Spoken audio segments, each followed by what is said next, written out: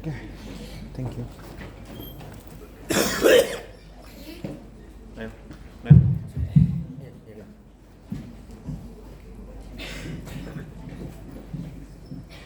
Kalau saya suaraku besar begini kedengaran enggak sampai di belakang? Kedengaran? Oke.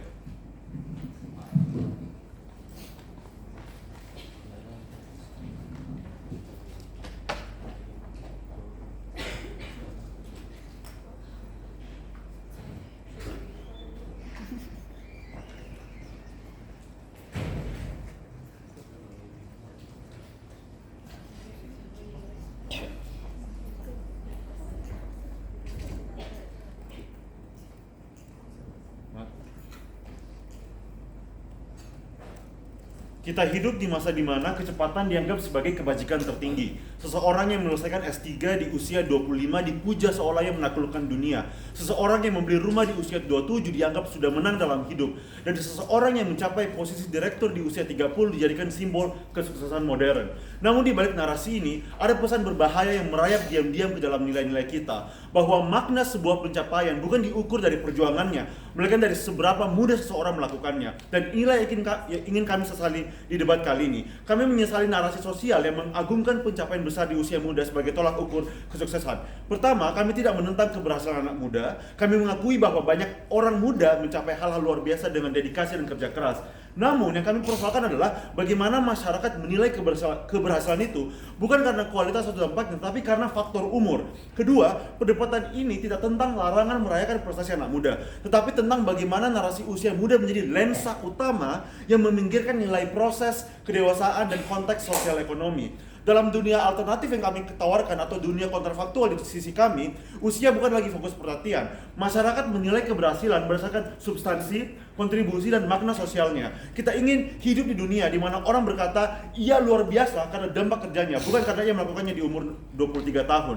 Masuk argumen kami. Argumen pertama, glorifikasi usia muda mendistorsi makna kesuksesan dan menghancurkan nilai proses. Ketika media memuat judul seperti profesor termuda di Indonesia atau CEO di usia 25, pesannya yang diserap publik bukanlah tentang kualitas kerja atau inovasi, tetapi tentang umur sebagai simbol prestasi. Masalahnya bukan pada individu yang bekerja keras, tetapi pada sistem nilai sosial yang mengganti makna berproses dengan berlomba. Faktanya, sebagian besar perhatian publik hanya tertuju pada berapa umur dia, bukan apa yang dia lakukan. Dan akibatnya, generasi berikutnya meniru hasil, bukan proses. Mereka belajar bahwa yang penting adalah menjadi cepat, bukan menjadi yang baik. Kita akhirnya menciptakan budaya fast success, dan shallow proses, di mana orang mengejar gelar, jabatan, dan pengakuan tanpa benar-benar menikmati atau memahami proses belajar dan berprogres. Sebaliknya, dalam dunia alternatif kami, nilai keberhasilan tidak diukur dari usia, tetapi dari kedalaman proses. Seseorang boleh mencapai puncak di usia 40 atau 50 dan tetap dihargai karena kualitas dan konsistensinya. Kita akan menumbuhkan budaya menghargai konsistensi over speed, karena kehebatan tidak diukur dari cepatnya, tapi dari bagaimana ia tumbuh. Argumen kedua, glorifikasi usia muda menciptakan tekanan sosial dan krisis psikologis lintas generasi. Narasi ini menciptakan timeline sosial yang sempit. Ia menanamkan pikiran bahwa kalau kamu belum sukses di usia 25, kamu gagal. Kalau belum menikah di usia 30, kamu tertinggal. Generasi muda hidup dalam ketakutan konstan bahwa mereka tidak cukup cepat. Mereka berkompetisi bukan dengan cita-cita, tapi dengan jam biologi sosial yang dipaksakan. Akibatnya muncul fenomena kecemasan kolektif, quarter life crisis yang datang terlalu cepat. Teman-teman, remaja merasa gagal sebelum mulai, mahasiswa merasa dikejar waktu, profesional muda merasa tertekan untuk segera punya pencapaian besar. Ironisnya, bahkan mereka yang berhasil, khususnya yang berhasil muda, juga tidak tenang karena mereka hidup dalam ketakutan stagnansi, takut tidak bisa mempertahankan capaian, takut tidak bisa tumbuh lebih jauh. Kita akhirnya punya generasi yang cepat sukses, tapi juga cepat kelelahan dan kehilangan arah dan cepat stres. Di dunia alternatif kami, tidak ada keharusan untuk berhasil sebelum umur tertentu. Setiap orang bisa berproses sesuai ritme hidupnya tanpa adanya stigma keterlambatan. Motivasi bergeser dari takut tertinggal menjadi ingin berkembang. Inilah masyarakat yang lebih sehat secara psikologis dan lebih manusiawi dalam menilai waktu dan kesuksesan. Ini lebih bagus untuk angkatan muda untuk angkatan tua. Argumen ketiga, glorifikasi usia muda mendiskriminasi dan menghapus nilai pencapaian orang yang lebih tua. Ketika keberhasilan di usia muda dijadikan sebagai tolak ukur utama, maka keberhasilan di usia matang dianggap telat. Padahal banyak orang yang mencapai puncak di hidupnya itu di usia 40 atau 50 karena proses dan pengalaman yang panjang. Seorang peneliti yang menemukan inovasi di usia 45 tahun tidak kalah berharga dari seseorang yang melakukannya di usia 25 tahun. Seorang ibu yang mulai bisnis di usia 50 tidak lebih rendah nilainya daripada lulusan muda yang mendapatkan pendanaan startup di usia yang lebih muda. Namun dalam budaya glorifikasi ini, mereka dianggap kurang spesial, seolah usia membuat prestasi mereka berkurang maknanya. Ini menciptakan bentuk diskriminasi baru, reverse ageism, bias terhadap orang yang lebih tua. Kami menolak dunia yang seperti itu. Karena dunia yang baik seharusnya memberikan ruang kepada semua usia untuk diakui dan berkontribusi. Di dunia alternatif kami, masyarakat akan menilai kesuksesan sebagai spektrum, bukan perlombaan. Yang muda dihargai karena energinya, yang tua dihargai karena kebijaksanaannya. Argumen keempat, glorifikasi usia muda memperkuat ketimbangan sosial dan ilusi meritokrasi di sisinya oposisi. Mari jujur sejujurnya, sebagian besar orang yang sukses muda itu bukan hanya karena kerja keras kan, tapi karena privilege struktural. Mereka lahir di keluarga dengan akses pendidikan yang bagus, jaringan yang luas, keamanan finansial yang memungkinkan mereka mengambil resiko besar sejak muda. Namun, masyarakat tidak melihat itu. Mereka tidak menganggap itu sebagai sesuatu yang penting. Mereka hanya melihat hasilnya, hasil akhirnya, dan menyimpulkan bahwa siapapun bisa asal mau berusaha. Ini menciptakan ilusi meritokrasi yang sangat-sangat berbahaya, bahwa kegagalan adalah kesalahan individu. Padahal banyak yang gagal karena tidak memiliki titik awal yang sama. Ada yang harus bekerja dulu baru berkuliah, ada yang harus setelah selesai berkuliah mereka harus mungkin kerja serabutan baru bisa dapat kerja formal dan sebagainya. Jadi banyak sekali faktor-faktor yang membuat individu tidak bisa mencapai sebuah track karir yang sama seperti orang-orang yang sukses yang dikatakan atau yang di-define oleh tim oposisi. Dengan terus memuja usia muda, kita memperkuat sistem yang timpang, yang sudah punya modal sosial dan ekonomi akan makin disorot, sementara yang mereka yang berjuang lebih lama akan makin tidak terlihat. Di dunia alternatif kami, fokus bergeser dari usia menjadi konteks. Kita akan belajar menghargai perjalanan dan perjuangan, bukan hanya hasil akhir. Kesuksesan tidak lagi menjadi milik segelintir yang lahir di posisi awal yang unggul, tapi menjadi milik siapapun yang berusaha tanpa batas usia. Nah, pihak lawan mungkin bisa berkata bahwa ya kita bisa kok menaikkan keduanya, yang muda yang tua. Tapi realistis saja ya, ruang sorot publik dan atensi media itu sangat-sangat terbatas. Begitu usia yang muda dijadikan sorotan utama, maka substansinya untuk yang tua akan tersingkir. Media akan lebih memilih memilih judul headline yang lebih menjual seperti termuda di Asia, paling berdampak di masyarakat, under 30, Forbes under 30 dan sebagainya. Maka seberapapun kerja kerasnya kita sebagai orang tua ataupun anak muda, susah untuk menyumbangkan bagaimana media itu mengcapture atensi ataupun sorot publik yang mereka akan berikan melalui media mereka. Jadi di dunia kami, setiap keberhasilan dihargai berdasarkan makna dan kontribusinya, bukan tanggal lahirnya. Karena sukses bukan soal siapa yang paling cepat sampai, tetapi siapa yang berjalan paling jauh dengan arah yang benar. Untuk semua alasan ini kami bangga berada di sisi afirmatif.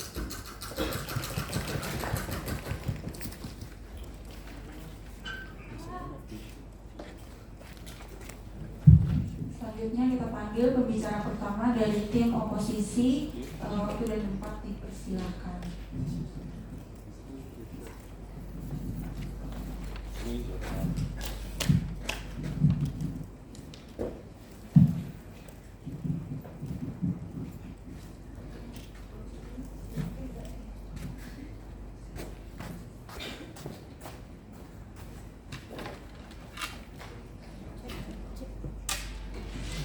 Cek. Oke.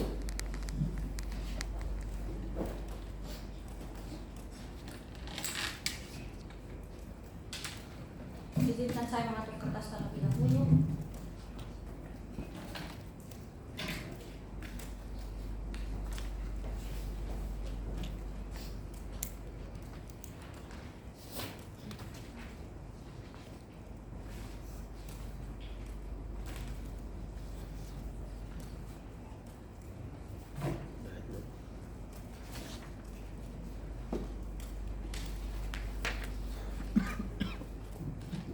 Preferensi instruksi, langsung aja angkat tangan.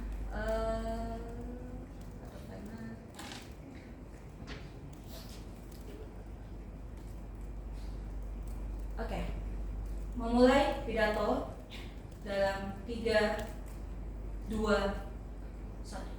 justru senang dengan narasi sosial melambungkan kesuksesan di usia muda, karena sejalan dengan itu, pemerintah, NGO, bahkan Universitas Hasanuddin memberikan wadah untuk kita mencapai kesuksesannya. Bagaimana bentuknya? Ada pelatihan-pelatihan gratis yang diberikan oleh ahli-ahli, ada beasiswa-beasiswa dengan konsep untuk mempertimbangkan kepemimpinanmu supaya bisa untuk berkembang semaksimal mungkin. Itu artinya narasinya bukan hanya mengcater orang-orang yang cukup privilege saja, tapi mereka yang mau berjuang keras, yang mau cari informasi dan bahkan untuk mau cari segala macam hal untuk mereka lakukan sebagai perkembangan untuk menjadi seorang yang sukses. Tapi bagaimana pemingkaian penting dalam perdebatan kali ini? Ada dua pemingkaian yang perlu kita konsiderasi. Satu, narasi sosialnya bagaimana? Karena narasi sosial di government selalu opresif dan makanya kita harus buat itu menjadi sedetailnya lebih manusiawi. Atau bagaimana sebenarnya narasi sosial di status quo? Tapi dua, kenapa harus ini yang jadi tolak ukur kesuksesan? Kenapa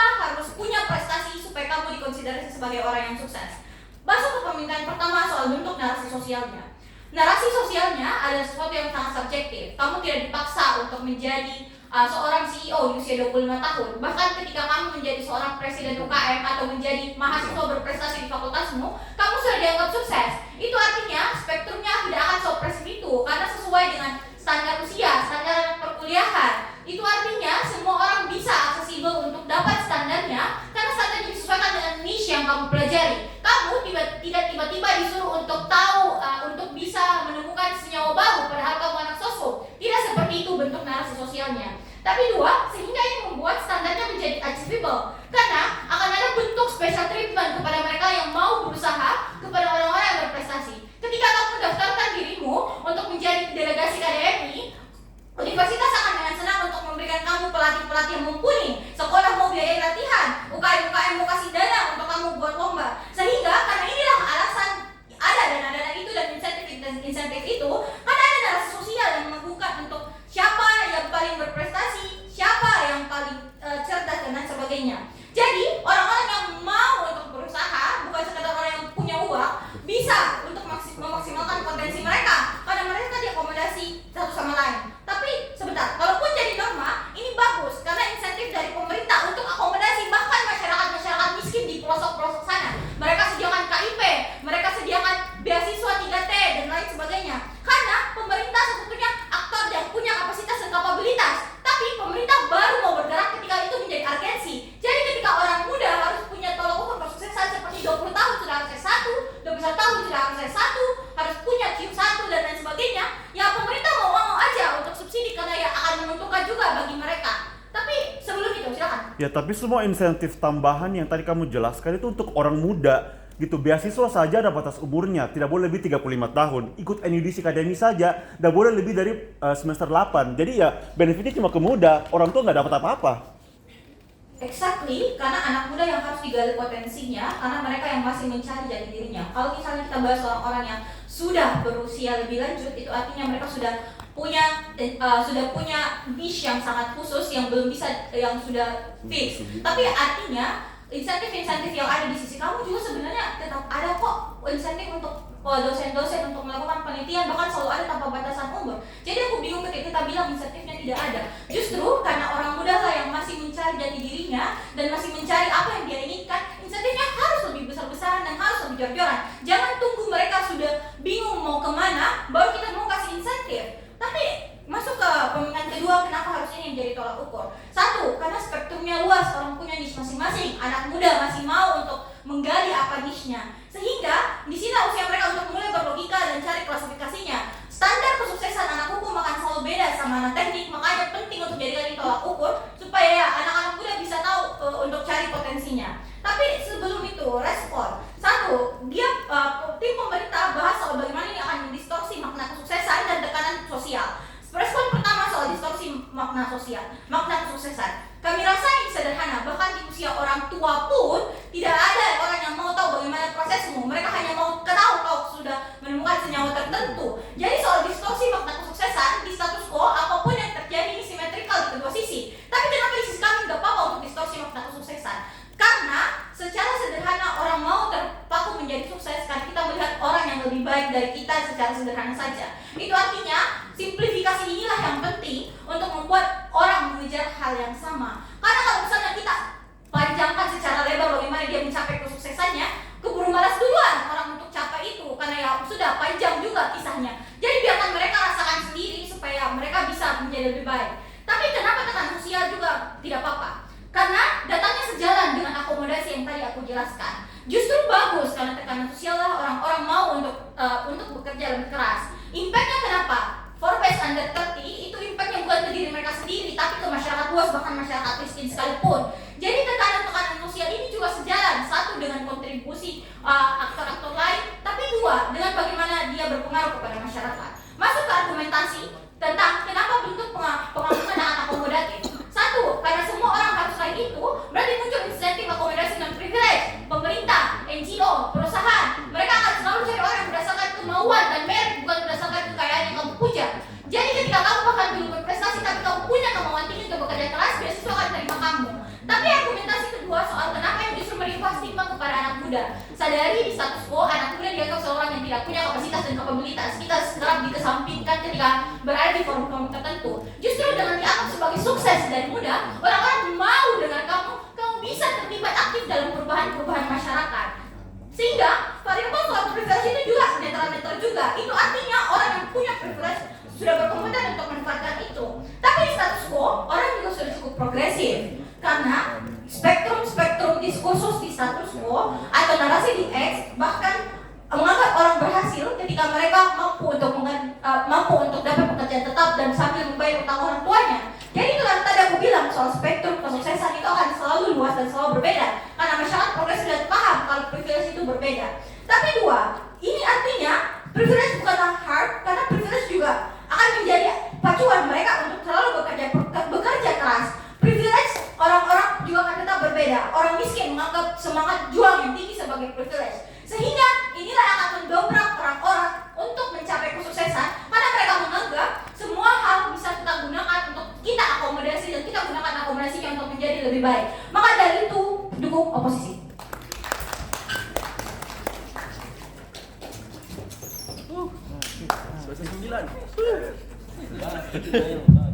Terima kasih pembicara pertama dari oposisi. Selanjutnya kita panggil pembicara kedua dari tim pemerintah. Ini Min, tapi saya di sini. Ya, silakan. Aku udah tutur kampus. Baik ya, timer dulu.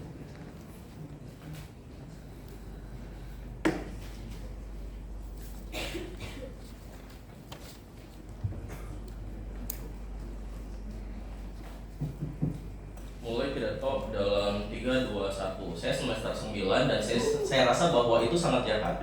Ketika kamu melarang saya untuk mencapai dikotomi penuh saya sebagai seorang manusia dan harus wisuda secepatnya, sementara saya masih punya banyak trauma yang ingin saya selesaikan, saya masih punya banyak isu yang ingin saya dapatkan, saya masih punya banyak teman yang ingin saya buat dalam perkuliahan. Oleh karena itu, ini adalah manifestasi dampak yang akan kami coba untuk dukung dari sisi pemerintah. Tapi sebelumnya, perlu diketahui dulu beberapa respon. 3 respon untuk Aura. 1, pertolongan buat usia muda, mereka bilang sudah banyak. Jangan beli kata-kata manis dari Aura. 1, proses penerimaan Unhas dibatasi ke orang-orang di bawah usia 25 tahun untuk S2. Untuk S1. Yang kedua, masuk kerja juga ada batas umurnya. Artinya sebagai generasi muda, kamu bakalan push sebanyak mungkin oleh adanya glorifikasi narasi ini untuk bisa secepat mungkin memaksimalkan kapital yang kamu miliki, memaksimalkan modal yang kamu miliki, privilege yang kamu miliki, semua koneksi yang kamu miliki untuk bisa sukses di awal. Tapi yang kedua, perlu diketahui bahwa stance Naura itu half stance. Yang harus dilakukan oleh Naura dan semua beban pembuktian dari oposisi adalah mereka harus membuktikan dalam sisi mereka kenapa itu tetap baik jika seseorang dipaksa untuk menjadi CEO di usia muda, dipaksa untuk mendapatkan pencapaian besar. 1, itu beban emosinya, baca emosinya lagi. Tapi yang kedua, saya bakalan jelasin pembingkaian kehidupan di dunia kapitalis dan kenapa harus bakalan besar juga pencapaiannya, karena itu akan menjadi sesuatu yang menentukan nilai kamu sebagai manusia. Tapi yang ketiga, mereka argumentasi soal spektrum dan list tertentu dengan berargumentasi bahwa oh iya generasi muda bakalan bisa kok punya spektrum dan list tertentu. 1, kita tinggal di dunia kapitalis, kamu nggak bisa deny itu. Tapi yang kedua, kita tinggal di dunia kapitalis, artinya ada insentif yang sangat besar untuk bisa mencapai sebanyak mungkin pencapaian modal.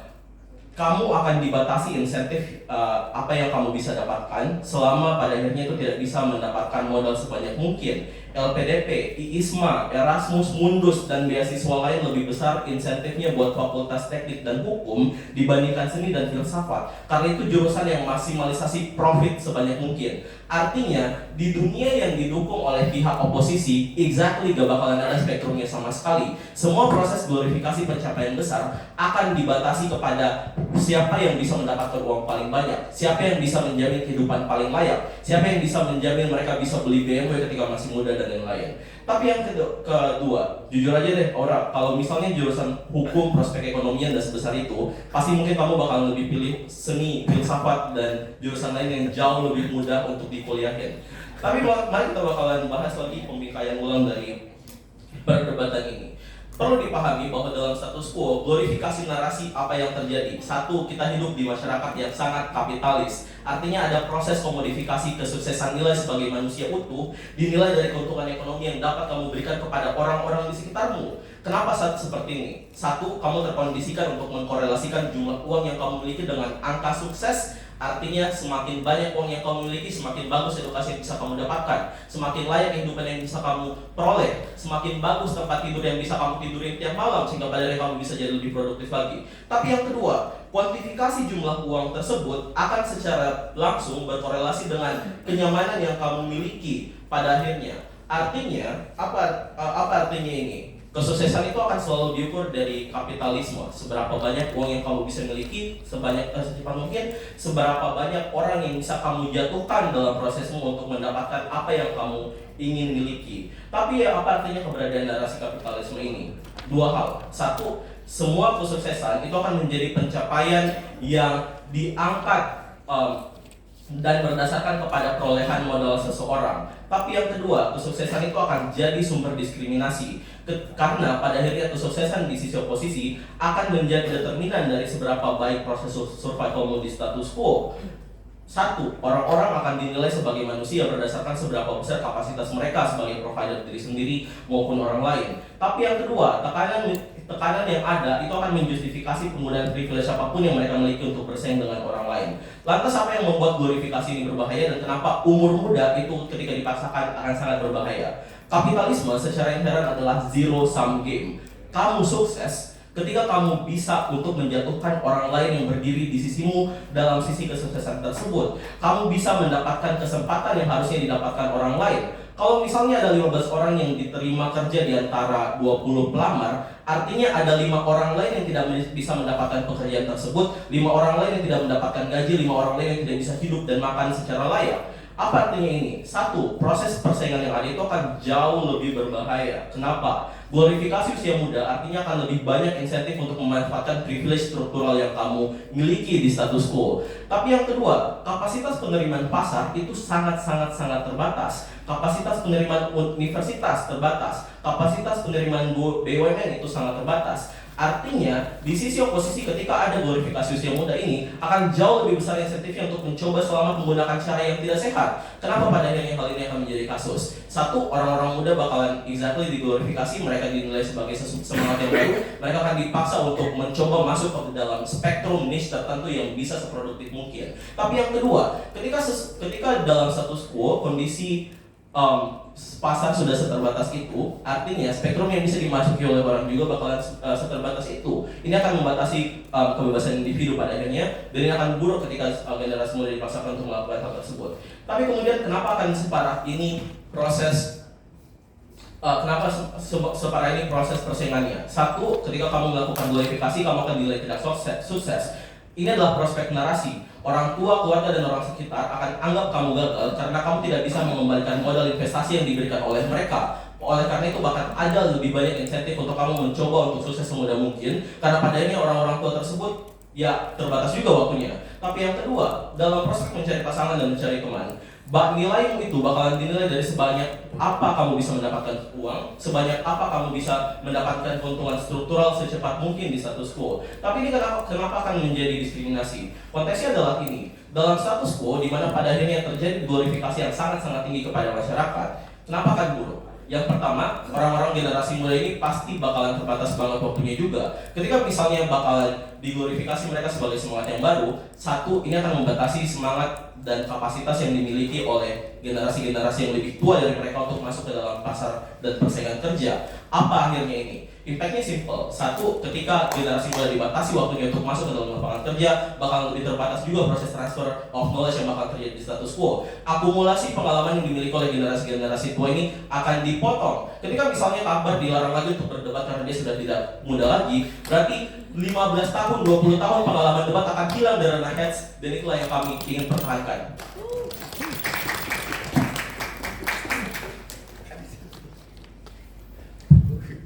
Terima kasih kepada pembicara kedua dari tim pemerintah. Selanjutnya kami panggil pembicara kedua dari tim oposisi.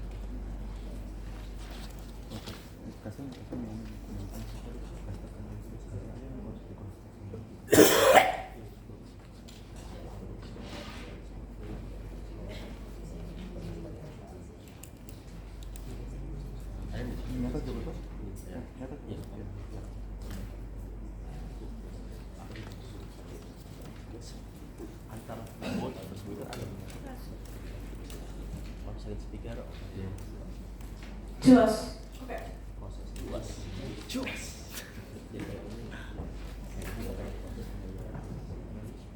Mulai dibuat dalam 3, 2, 1. Selama ini anak-anak muda dialienasi dan sering tidak diperhitungkan di status quo. Satu, di lingkungan kerja, mereka yang muda, mereka generasi Z dianggap sebagai generasi pembangkang, menyebalkan sama milenial, sama generasi-generasi yang muda. Jadi di status quo dan bahkan di sisi mereka, relasi kuasa karena umur juga hadir pada sisi mereka. Orang-orang muda selalu dianggap tidak layak untuk diperhitungkan suaranya, tidak layak untuk bekerja dengan lebih baik karena dianggap tidak punya pengalaman kerja yang banyak. Orang-orang tua juga selalu orang-orang yang lebih tua juga selalu diglorifikasikan sebagai orang yang kamu adalah orang yang paling patut dicontoh, kamu adalah aktor yang paling layak didengarkan karena pengalaman hidupmu lebih banyak. Tapi pada akhirnya ketika kita mampu buktikan kenapa anak-anak muda yang diapresiasi di status quo sebenarnya selalu sejalan sama kontribusi yang mereka berikan. Jerome Pauline gak akan mungkin untuk diapresiasi secara berlebihan dan diagungkan sama masyarakat kalau ia gak pintar matematika. Semua pengorbanan yang ia lakukan, belajar olimpiade sampai menyisihkan waktu makan dan istirahatnya dengan teman-teman, itu layak diapresiasi. Jadi bentuk norma, bentuk narasi sosial yang hadir pada sisi kita selalu sejalan dengan kontribusi dari anak muda. Makanya tidak akan ada harm juga pada sisi kita. Tapi kedua, saat anak muda, lihat bagaimana saat di status quo penggambarannya, ketika anak muda memilih cara kerja dengan cara yang berbeda, mereka akan dianggap sebagai orang-orang yang pemalas. Semua hal ini membuat anak-anak muda yang berbakat akan dieksklud dari status quo karena keegoisan dari generasi sebelumnya. Di sisi simple, karena pada akhirnya orang yang bakal diagungkan adalah orang yang pada akhirnya punya rekam jejak lebih lama, maka pada akhirnya generasi-generasi yang lebih muda tidak akan pernah untuk diperhitungkan lagi. Padahal mereka juga layak untuk mendapatkan apresiasi karena apresiasinya lahir dari kontribusi yang mereka diberikan di status quo. CEO muda diapresiasi karena memang sudah mempekerjakan orang banyak juga. Jadi bentuk apresiasinya akan selalu sejalan dengan kontribusinya.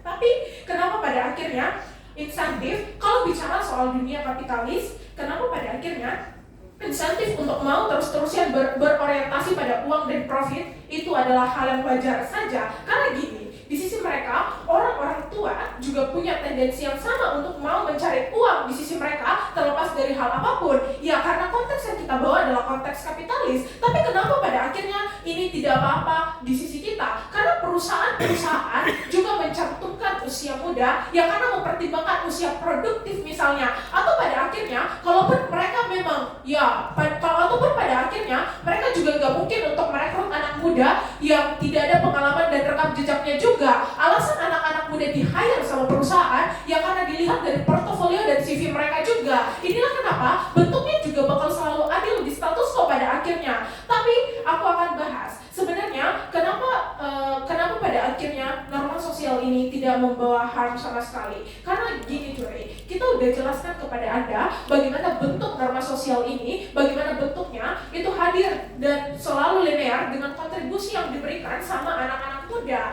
Pada akhirnya ketika ada pengagungan terhadap talenta atau pada akhirnya pencapaian yang mereka berikan, ini tidak apa-apa karena pada akhirnya memang kontribusi yang ia berikan udah sebesar itu. Satu, secara inherent ini ya bisa. Ya, di sisimu tidak akan ada perbaikan narasi untuk anak muda pembangkang karena mereka didominisasi terus-menerus karena mereka aneh tidak taat. Yang di sisimu akan diglorifikasi adalah anak-anak muda yang privilege, kaya, punya modal bisnis dari orang tuanya. Itu yang kalian akan berikan banyak sekali spotlight.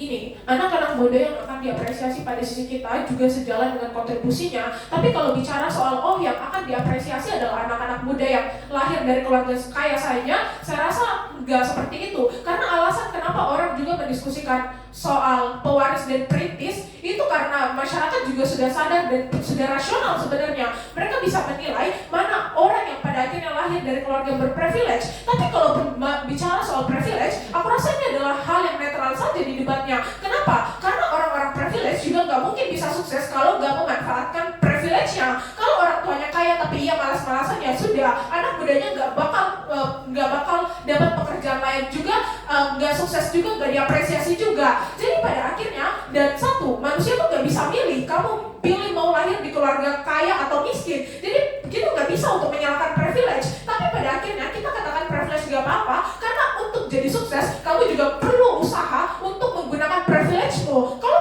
cuma punya privilege doang, yang nggak akan buat kamu jadi sukses saja. Kalau cuma punya banyak uang saja, tapi nggak mau akses sekolah yang bagus, nggak mau untuk misalkan belajar, ya sudah, nggak akan sukses juga. Makanya privilege itu sebenarnya hal netral saja dalam debatnya. Tapi setidaknya anak-anak muda di sisi kita yang bakal dilihat juga adalah kontribusinya. Tapi kalaupun mereka berasal dari orang privilege, kita sudah buktikan bahwa mereka juga tetap layak untuk diapresiasi karena kontribusi mereka dan cara mereka menggunakan privilege itu tetap benar pada sisi mereka. Tapi gini, spektrum ini juga berlaku untuk anak-anak muda yang gak lahir dari keluarga privilege. Mereka yang pada akhirnya lahir dari keluarga yang miskin misalnya, tetapi pada akhirnya bisa survive dan bisa untuk menjadi sukses di usia muda. Ini artinya motivasi justru jauh lebih baik hadir pada sisi kita. Karena orang akan highlight juga, di lain sisi orang akan highlight bahwa kamu pada akhirnya bisa sukses padahal bukan berasal dari keluarga yang kaya. Jadi pada akhirnya akan ada motivasi juga terhadap orang-orang dan anak muda untuk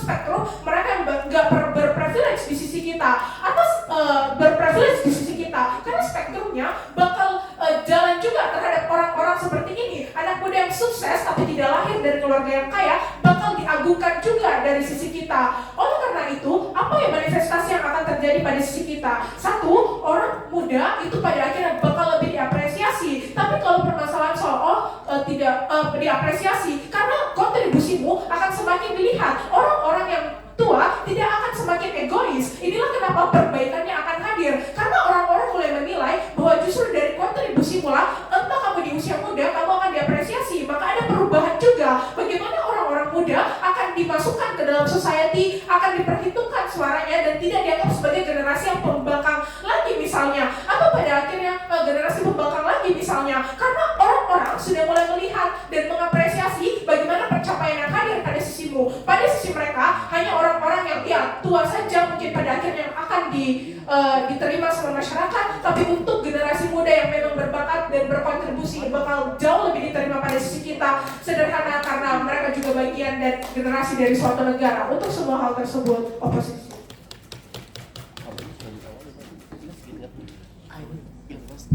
Terima kasih kepada pembicara kedua dari tim oposisi. Selanjutnya kita panggil pembicara ketiga dari tim pemerintah.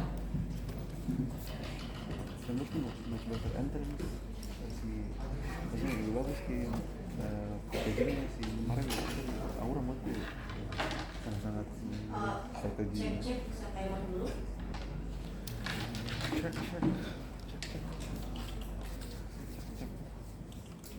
Pengen mencari Mas Kadem ini. Apa aja? Pakai apa? Jangan. Udah pakai reply. Nora, udah pakai reply Cina?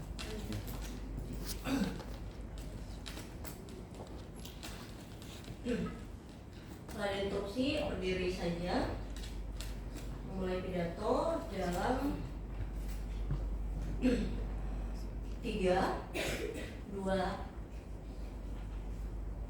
1. Ayo kita rangkum dulu kontribusi terakhir yang disampaikan sama tim oposisi. 1, mereka bilang kita bakal mendapatkan penghargaan yang seimbang juga sama kontribusinya. Udah dijelasin banyak sekali contoh dan juga analisis dari kedua pembicara saya. Pertama, kita udah bilang juga kalau ini tidak akan seimbang karena ada standar umurnya.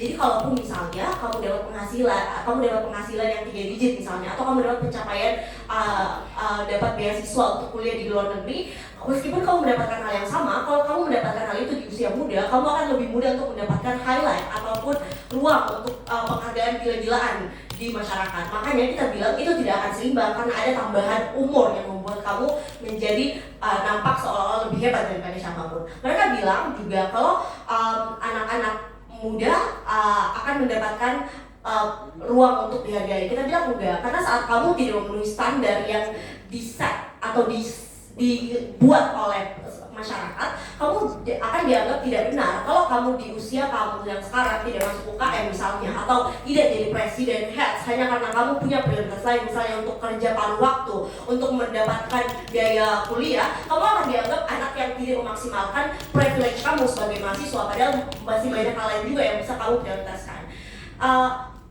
Mereka bilang bahwa anak tanpa privilege yang bisa survive juga bakal dapat highlight. Kita bilang enggak, itu dikit banget Juri. Meskipun ada berapa persen yang kamu lihat anak-anak yang bisa survive itu mendapatkan ruang untuk di-highlight di koran atau di majalah atau di sosial media. Masalahnya adalah orang sangat fokus dan tertarik pada hal-hal yang berkaitan dengan kapitalis. Orang akan lebih suka untuk melihat berita tentang orang yang bisa beli BMW misalnya, atau bisa keluar negeri usia muda, daripada anak-anak dari daerah tertinggal yang bisa akhirnya memenuhi tuntutan sosial atau bisa setidaknya kerja di perusahaan-perusahaan besar. Makanya kita bilang ini sangat tidak adil karena ruang untuk memberikan highlight ataupun memberikan mereka apresiasi sangat terbatas. Tapi kita lihat juga pembicara pertamanya. Mereka bilang ada kok beasiswa, ada pelatihan, ada insentif. Kita bilang ini jahat banget karena ada batas umur. Jadi walaupun kamu dapat beasiswa, kamu dapat insentif, kamu harus lulus kuliah kurang dari 4 tahun. Artinya kamu dibatasi untuk menggunakan semua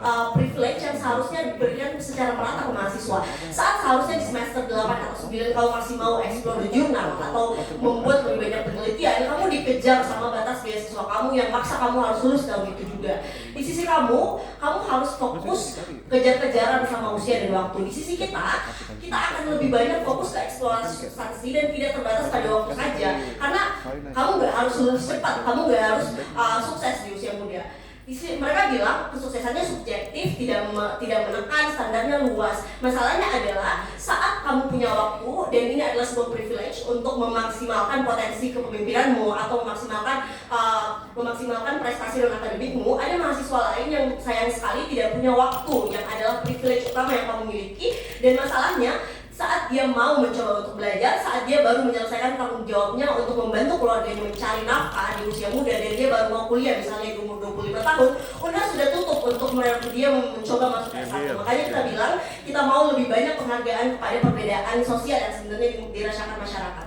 Oposisi menutup mata untuk itu dan mereka bilang itu sudah cukup. Makanya kita bilang sisi kita memberikan lebih banyak benefit kepada masyarakat yang sangat jarang untuk dilihat oleh tim oposisi.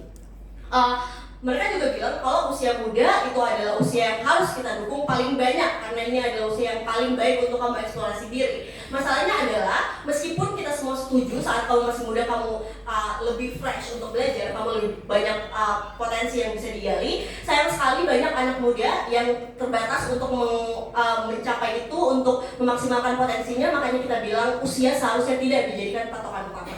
Mereka bilang ada insentif juga untuk orang yang sudah tidak muda. Kita bilang nggak cukup karena contoh yang mereka bawa itu adalah ruang untuk akademisi untuk belajar lagi. Masalahnya saat kamu bukan akademisi, saat kamu masih muda dan tidak punya akses untuk mengembangkan karirmu, dan kamu bukanlah pekerja formal yang bisa dapat akses tersebut, kamu sudah tua, kamu tidak akan bisa mendapatkan hal itu semua, dan kita rasa ini sangat tidak adil bagi kamu untuk membatasi umur mereka.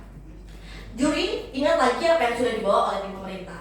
Kita dibandingkan oposisi, kita membuka spektrum penghargaan kesuksesan yang lebih luas, tidak terbatas pada usia. Oposisi cuma berorientasi pada penghargaan yang fokus banget sama usia, bukan kualitas dan output dampak yang diberikan sebelumnya. Masalahnya adalah ambisi, rasa penasaran paling potensial di usia muda. Simetris kalau misalnya kita bahas soal apresiasi, karena bahkan ketika kamu menemukan senyawa di usia 40 tahun, kita bakal dihargai juga kok. Tapi kita mau secara dampak akan lebih cepat, karena kita butuh banyak sekali kontribusi. Baik. Mereka bilang ambisinya lebih bagus saat kita muda. Sayang sekali saat kamu ambisius tapi kamu dilimitasi oleh masalah sosial, ambisimu tidak akan bermakna apa-apa. Karena kalau kamu lahir dari keluarga yang miskin, kamu ambisius tapi kamu juga harus cari nafkah, ambisi kamu tidak akan berdampak apa-apa. Jadi meskipun kita setuju kita butuh inovasi yang cepat, tapi tidak ada salahnya untuk memberikan ruang dan dukungan kepada mereka yang baru bisa memulai mimpinya saat mereka tidak umur 20-an lagi. Oke, kita lanjut ke poin di pemerintah. Kita, Hafiz tadi sudah menjelaskan kenapa ini buruk banget, karena hanya akan berorientasi kepada kapitalisme saja. Standar sukses itu fokus banget sama pencapaian kapital. Orang lebih senang untuk melihat siapa sih yang punya penghasilan paling tinggi di Indonesia, siapa sih yang bisa beli rumah sebelum umur 25, siapa yang paling bisa punya cepat akses. Masalahnya ini buruk banget.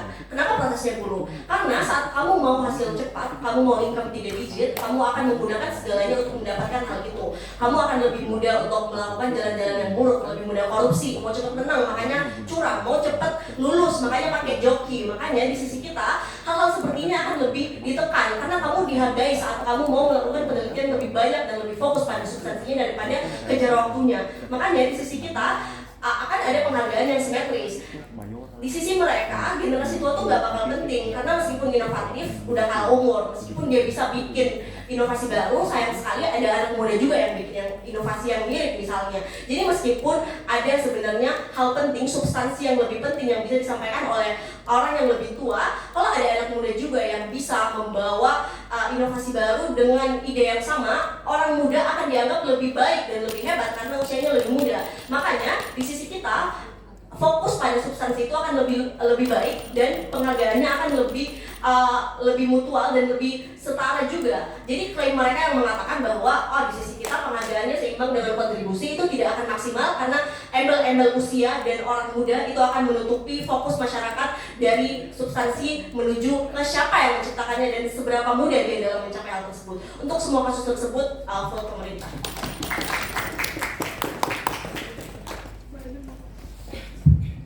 Terima kasih kepada pembicara ketiga dari tim pemerintah. Selanjutnya kita panggil pembicara ketiga dari tim oposisi.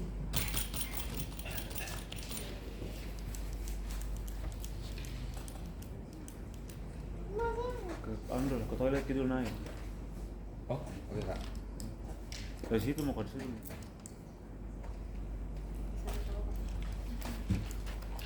Iya, masih ada satu debat lagi sebentar sih. Enggak, dikit. Harus di atas sebentar dua belum Kayu sama kayu. ya. Terus kita cari pernah. Dia masih apa?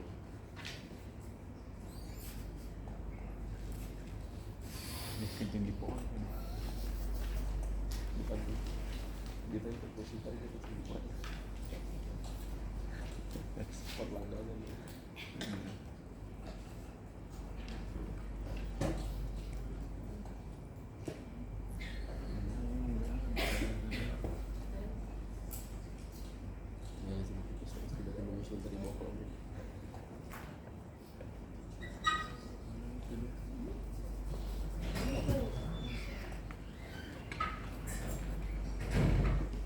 Ya, habis.